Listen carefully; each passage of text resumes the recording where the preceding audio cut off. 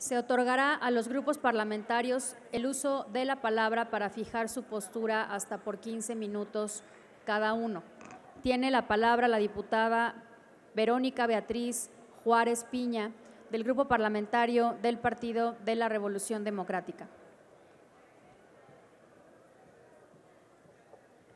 Con su permiso, Presidenta, Adelante, compañeras diputada. y compañeros legisladores.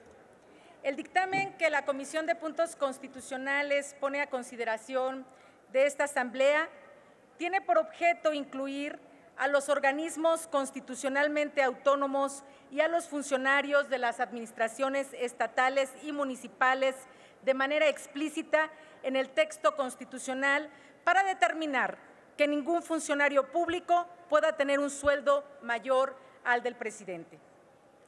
Debemos señalar que en el Grupo Parlamentario del Partido de la Revolución Democrática estamos plenamente de acuerdo en que los sueldos de los funcionarios públicos deben de ser acordes con la realidad económica del país y conforme a las responsabilidades que desempeñan.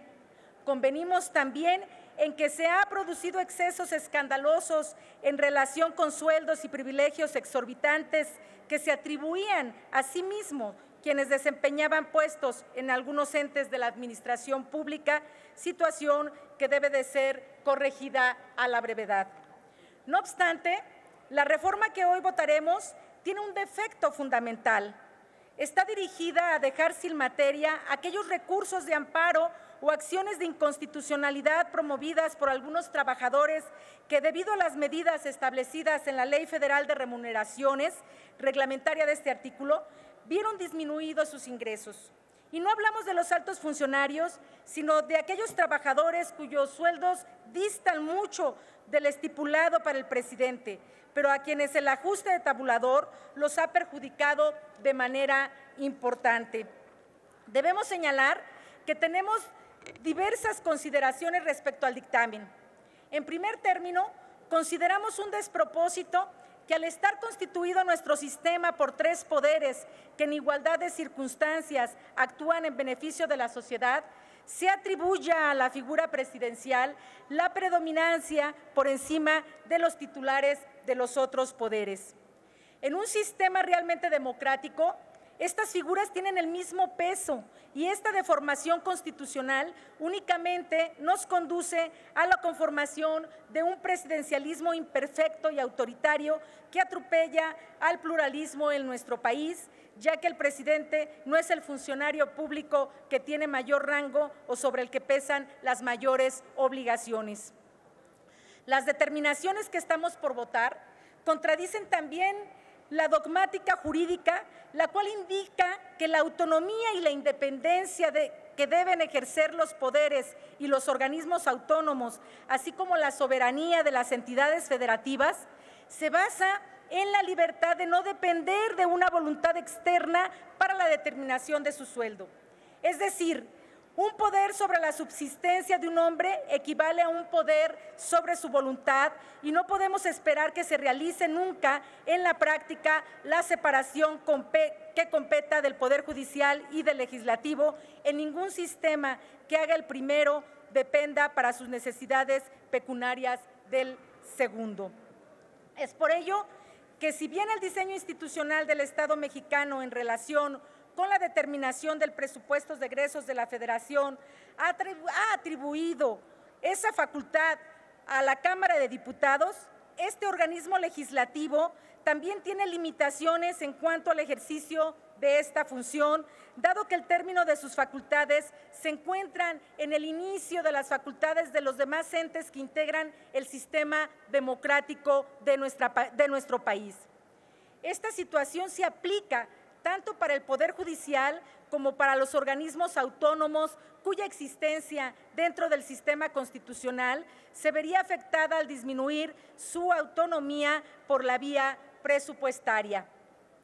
La presencia de los organismos autónomos en nuestro sistema es relativamente nueva.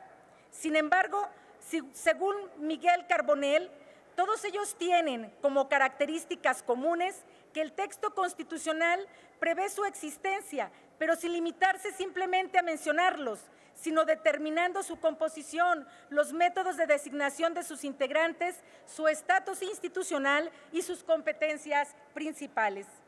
Adicionalmente, estos organismos resultan imprescindibles en la configuración del Estado y su presencia es indispensable e ineludible.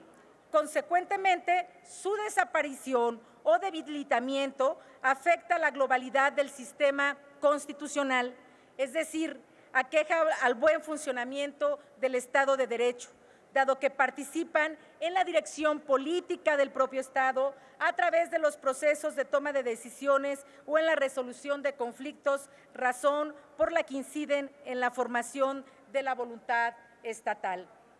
No obstante, si bien es cierto que los organismos autónomos no pueden adscribirse orgánicamente a ninguno de los poderes tradicionales porque no forman parte de la administración pública, su independencia se manifiesta a través de la ausencia de controles burocráticos, la cual se concreta a través de la autonomía financiera o garantía económica a favor de los organismos constitucionales, ya que de otra forma la independencia orgánica podría verse fácilmente vulnerada si se asfixia el suministro de los recursos económicos.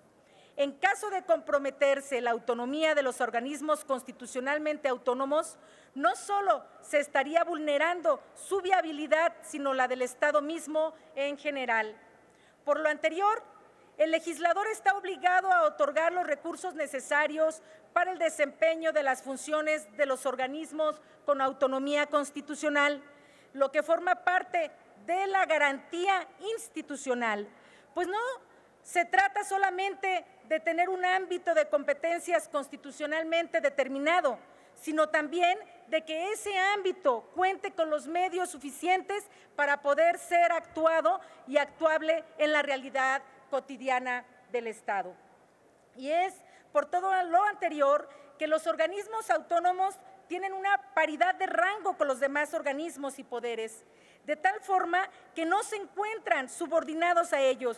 Es decir, los organismos autónomos en el ámbito de sus competencias tienen el mismo rango constitucional que el presidente de la República o este poder legislativo.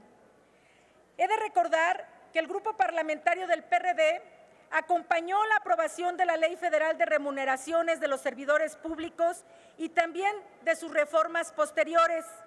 Estamos convencidos de la necesidad de corregir los excesos cometidos, de poner un límite a los abusos perpetrados por personas que buscaron hacerse millonarios en detrimento del erario. Estamos convencidas y convencidos de garantizar que todas y todos los funcionarios deban recibir un salario acorde a sus actividades, a su experiencia y preparación. Estamos convencidas y convencidos de que todas las personas comprometidas con el servicio público tengan un estipendio que les garantice condiciones de vida dignas y decorosas.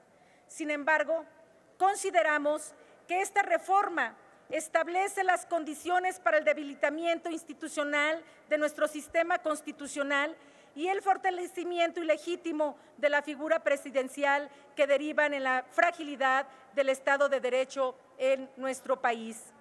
Consideramos que debemos establecer reglas claras para la determinación de los sueldos que reciben los funcionarios públicos, pero estamos también convencidas y convencidos de que este no es el camino correcto.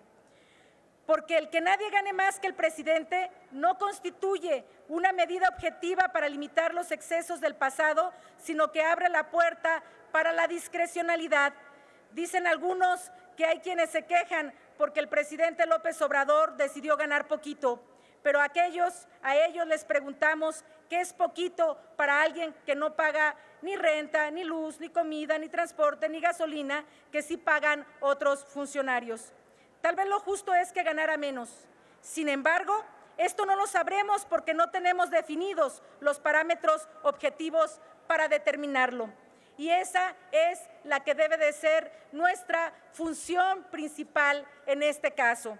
Por todo lo anterior, el grupo parlamentario del PRD expresa su compromiso para llevar adelante todas las reformas necesarias que nos conduzcan a establecer sueldos dignos y justos en toda la administración pública de nuestro país, como lo ha establecido ya la Suprema Corte de Justicia de la Nación. Es cuanto, Presidenta. Gracias.